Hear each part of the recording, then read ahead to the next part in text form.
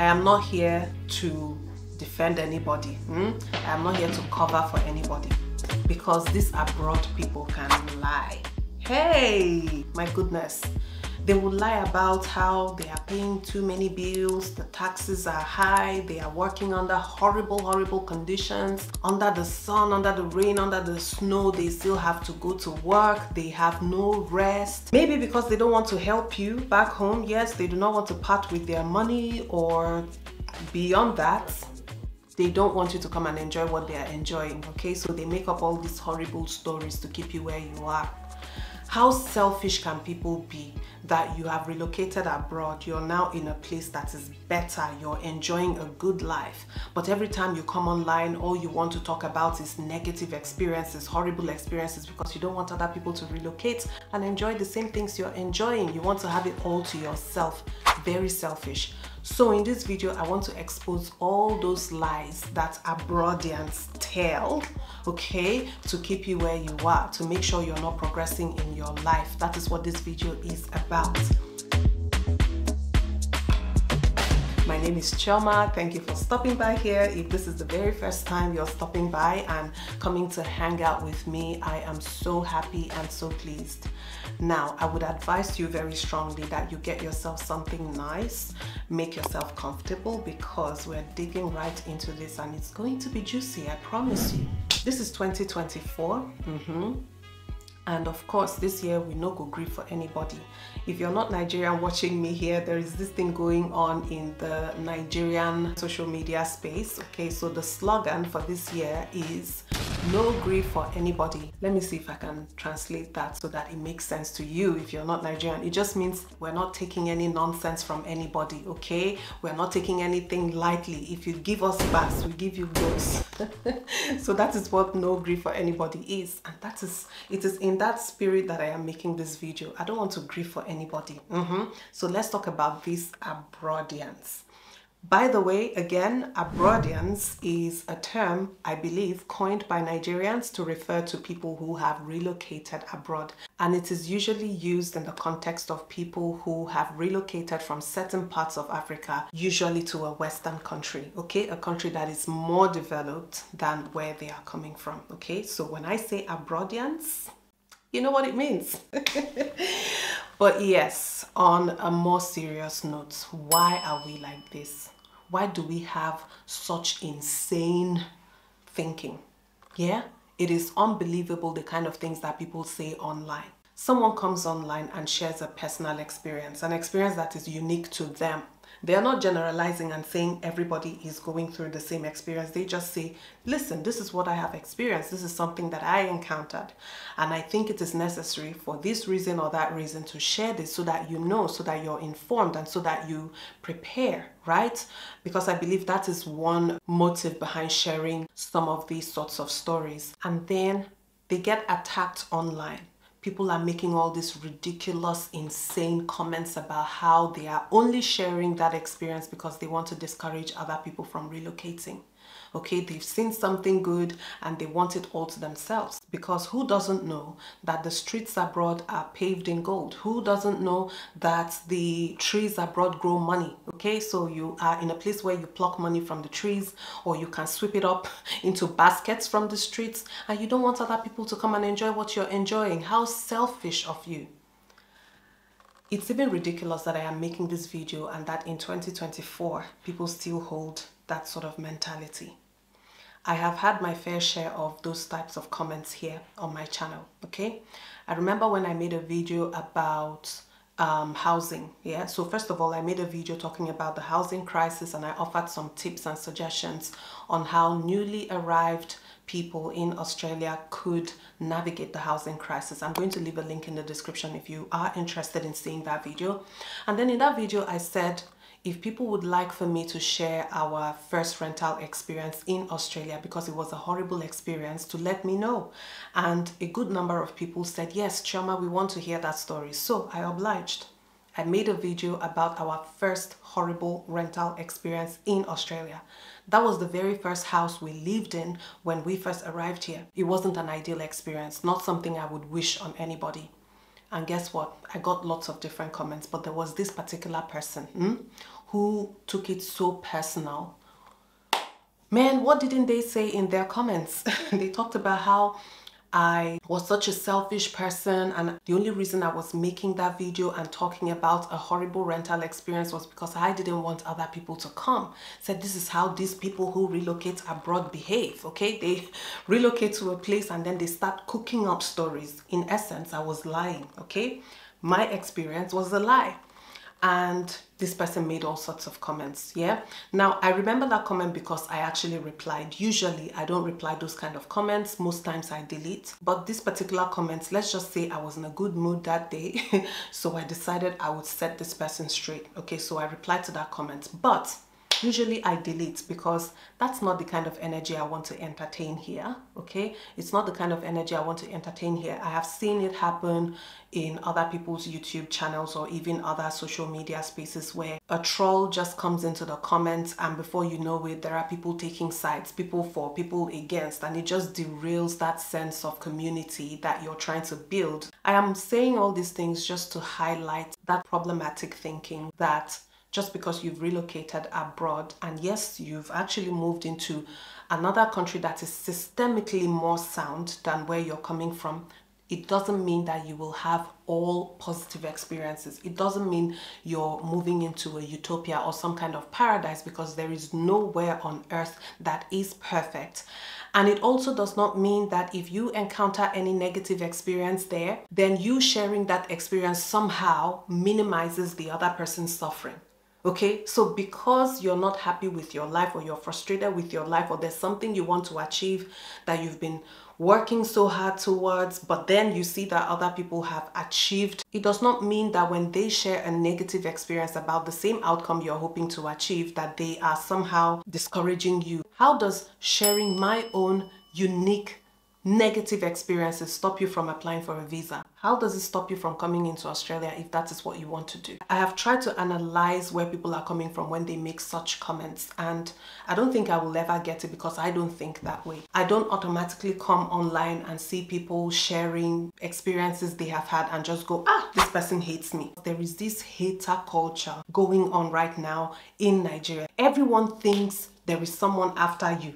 There is someone after your progress. Someone trying to block you from progressing. I don't understand it. This hater culture, it has permeated every aspect of our reality as Nigerians. And because we are such religious people, you would see this mentality play up in the most unlikely places. You go to church to worship God and you see people who are only coming to church because they want to pray against all the devils in their lives, the village people in their lives that are holding them back from making progress. And what I have also seen that it does is that it just blocks every opportunity for self-reflection, self-awareness. A lot of people who make this kind of comments never point the finger back to themselves. It is always other people's fault.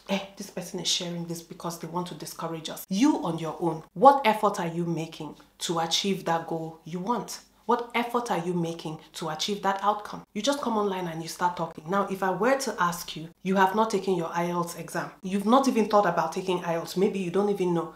I don't see you going on the immigration website to actually check what the requirements are. I don't see you doing that work. Instead, you're probably the kind of person who, if you heard that there is this agent somewhere who only needs 200k, 1 million, and they will do the runs for you, they go run them for you. All they just need is for you to pay that money. I am very sure you will be the person to run and go because you're too lazy to do the work yourself. In your laziness, when you see other people who have actually done the work and they've succeeded and they share anything negative about that experience, you feel triggered and you start attacking them online. I usually don't sound like this in my videos, but I feel like at the start of a new year, especially while people are busy making New Year resolutions, add this there. Do not be a hater to your own self, okay? Because every time you feel like there's someone out there hating on you, point that finger back at your own self, okay? It is not your haters keeping you from achieving what you want to achieve. Haters will always be there. They've always been there. What is this new fascination? What is this new obsession with people hating you? Nobody hates you, my darling, okay? So if I come here and I talk about how it is expensive to live in Sydney, I talk about how we had a horrible rental experience or any other negative experience at all, If you were anything like me, you would take that as valuable information to help you prepare. And that is just how I am. Now, I am the kind of person who, as much as I like pleasant surprises, I hate unpleasant surprises even more. What that means for me is I will go fishing for all the pitfalls, all the loopholes. I want you to tell me what could go wrong. Tell me what to avoid. Tell me the kind of experiences you've had that you think will impact my own experience and so I should prepare for. I am that kind of person. Because look at it this way, if you were going to relocate from Nigeria to Australia, no questions about it. You already know that Australia is better than Nigeria in terms of some big systemic issues. If we're talking about security of lives and property, unemployment, housing, all of that, no comparison there. Australia is better than Nigeria. So I will not spend so much time reading up on something that I already know. Rather, what I want to see would be information about what my day-to-day experience of living here in Australia is going to look like. I have shared this story here that when we decided that Australia was the destination for us, I started researching everything about visas and documents and eligibility requirements, all that sort of stuff. It did not take any time for me to know what the process was, what we needed to start off with in terms of applying for a visa to come into Australia. But I would have given anything to have found YouTube videos or videos on any other social media platform from someone who had made that move, a Nigerian who had relocated to Australia and was sharing their experience of living here. I wanted to know, what was it going to look like for us looking for housing? What about grocery shopping? Where would I find African food? What was the cost of living like? What about attending classes as an international student, attending school as an international student? What were some of the challenges that people had faced? I wanted that, but I couldn't find it. I have said it on this channel several times. I couldn't find that information. And this is another part of the reason I started this channel in the first place. I was like, okay, I couldn't find this information during my time, but I am more than happy to share this for anyone else who is coming into Australia from the same background as myself. And so it is quite unfortunate that people just want to hear what they want to hear. They think you will set up a camera and a ring light just to come and tell them what they want to hear. No, that's not how it works. I will tell you how it is, the good, the bad, the ugly. And if I were you, I would actually pay more attention to the bad and the ugly, because you do not want the same thing to happen to you before you learn. You can learn from other people's experiences. Why would I want to experience the ugly if I can prepare against it? Why would I want to have a first-hand experience? All I am just saying in this video is nobody's out to get you. Let me explain something about the bills that you keep hearing people complain about. Let me explain something, and I am going to be talking from the Australian context. So I want you to imagine this, okay? Imagine that bills are like a cycle, a never stopping, never ending cycle. It just keeps going round and round. Then your weekly bills come into this cycle. So weekly bills in this sense will be things like your rent, maybe groceries, all those other things that you do on a weekly basis that require you spending money. By the way, if you want to know more about the cost of living in Sydney for a family of 4, obviously I did that video with us in mind. If you would like to see that video, I'm going to leave a link in the description. But let's go back to our cycle. So that cycle keeps going. Your weekly bills are in that cycle. It keeps going. Every week you have to pay these bills. And then cue in your fortnightly bills, join the cycle. Now your fortnightly bills might not all be due on the same week. So maybe this week might be the fortnightly cycle for your childcare bills. Next week might be the fortnightly cycle of your kids' extracurricular activities. When they join that cycle, okay, it just means more bills to pay every week. While that cycle is going, monthly bills join, and then quarterly bills, and then yearly bills. And again, because these bills are all due at different times, it just feels like you're caught up in this endless cycle of paying bills. There's always something due. There is always something that needs to be paid.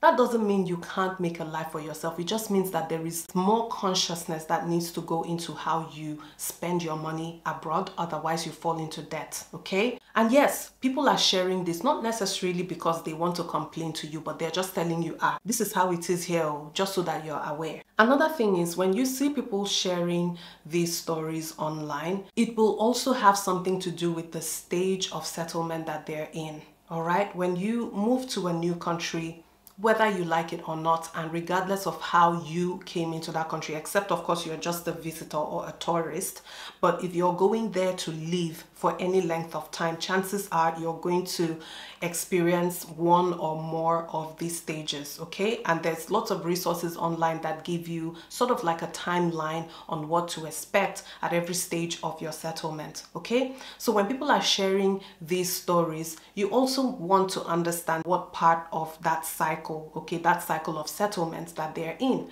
They might still be in their honeymoon phase, in which sense everything is still shiny new, and when they come online to talk about their experiences, they're only saying nice things, they are making glowing reviews about everywhere because everything is still shiny new. Talk to the same people 1 year in, I am sure the story will change a little bit. The daily grind would have set in, and so they would have more experiences to share about the struggles they are having. Talk to these people 2 years in, 5 years in, 7 years in, and the story continues to change. So when you hear all these things, always ask yourself, okay, how long have these people been in this place? Now I understand why they feel this way about this experience. So keep that in mind. And as I said, just to wrap everything up, I see it as an invaluable resource when people share other things that are not readily obvious, okay? Australia is such a safe place. It is a beautiful, I already know that, okay? But if I came online and I said, your landlord is likely to steal your bond in Australia, wouldn't you want to know that? Of course I would want to know. I would want to know exactly how a landlord can steal your bond, because I don't want any landlord stealing my bond. Okay, so I will listen. I will not necessarily come at that story with a negative view of the story and say, oh, this person is saying all these things to discourage us so that we don't come to Australia. It does not make any sense. Okay, it doesn't make any sense.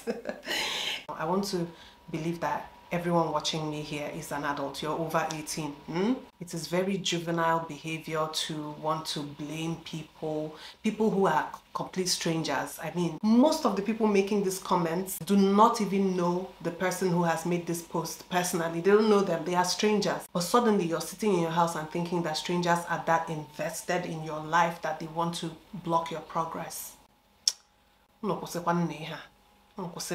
Anyways, that's just what I wanted to say in this video. I hope you did not forget to like the video, subscribe if you want to join the family, and no grief for anybody this year, but do it with sense. I'll see you again in my next video. Bye bye.